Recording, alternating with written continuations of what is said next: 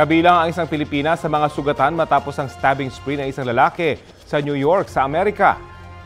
Kwenta ng biktimang si Bel Molina, nagja-jogging siya nang makasalubong ang isang lalaking naka-wheelchair.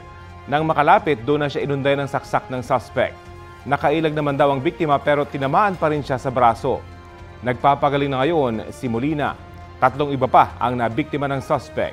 Nasa kustodiya na ng pulisyang suspect na mahaharap sa 2 counts of attempted murder, 4 counts of assault at criminal possession of a weapon. Walang pahayag ang suspect. Kapuso, alamin ang maiinit na balita. Bisitahin at mag-subscribe sa GMA Integrated News sa YouTube.